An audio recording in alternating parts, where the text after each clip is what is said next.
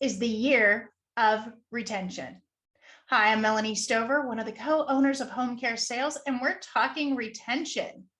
Yes, staffing is a challenge, and we know it's going to be a challenge for a while. So while so many people are talking about recruiting, and I love recruiting, you should keep doing that. I think one of the things that we absolutely must focus on is retention. You have great staff. How do we keep them feeling the love of your agency? So here are some tips that we've done this year that has really made a difference with our staff, be it our clinicians, our office staff, of course, our sales and marketing teams. Let's talk a few tips about how to really leverage retention. So the first thing is obvious. Everyone says pay. Do we have competitive pay? And I will share with you that, yes, it matters. Most people will, obviously they care about how much they get paid. And when they're leaving, they will cite, oh, I'm leaving because I'm getting more money. But is that the truth? It's an easy thing to say, and it saves a lot of face, but I would submit to you that they're probably leaving a manager or an environment. That's what the research says. So think about that. Yes, you want to be competitive with your pay, but what can you do to add value besides paying? That's the biggest thing, right? Is that we've got to add value to our offering so that we can continue to care for patients and care for them a long time. And the best way to do that is have clinicians who stay a long time. And I tell my marketers all the time, what are we selling? We're selling those clinicians. So if we don't have caregivers, we have nothing to sell. So consequently, be part of the solution in your retention program at your agency if you are a marketer. If you're an owner, think about that. Obviously, you got to get your salary and benefits right. I would like to also share with you that people want to be heard and validated.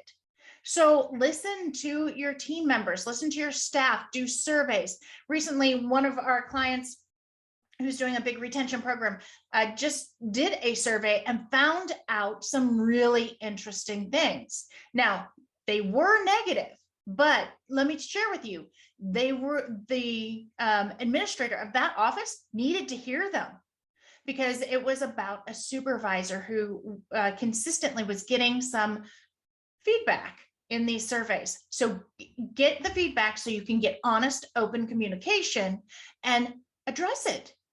Make them be heard, and then act on some of those some of that feedback.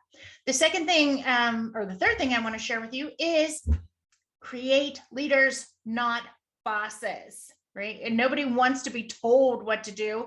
We all want to empower our team to be critical thinkers. So how are you doing that? Are you providing them with continuing education? Invest in your employees' future. And we do that through skill development. One of the things that I ask our sales reps to do is show me their calendar. If there is not an hour blocked out each week for skill development, I know they're not a student of the game. Are they really investing in their future? So is it for us? Obviously, it'd be like sales and marketing tactics, how to develop rapport. I want them to continue to sharpen their skills. Same with our clinicians. Are you investing in them? Is there some type of training that they would like to participate in order to better themselves? The other thing that we talk about is making them proud to work for you. What are you doing? Are you a values match? I know many of my clients right now are defining their values, putting it right on their email signatures, saying, what do they stand for? Are they compassionate? Integrity? What is it? What do you stand for? And have you articulated that? I would also like to share with you, many of our clients are offering their clinicians to do volunteer activities and get paid for them. So allowing them so many hours, a pay period or a month to participate in some type of giving back to the community. How are you deepening that relationship with them beyond productivity? We know productivity is important because we've got to get revenue. We've got to get patients served or clients served. And I recognize as a business owner, I need to have revenue in order to pay my bills and pay my payroll. I also recognize that people will stay with you longer when they feel deeply connected to you and your mission. So tell them, and tell them often. That email signature line is a great place to remind them every day of what you stand for. Recruiting and retention is such a big part of what we do. We at Home Care Sales have developed a recruiting and retention program, and we invite you to check it out. Click below and learn more about our recruiting and retention program so that you can continue to grow through retaining your top talent at your agency. Thanks for joining me in this video. We look forward to seeing you next time, and together we grow.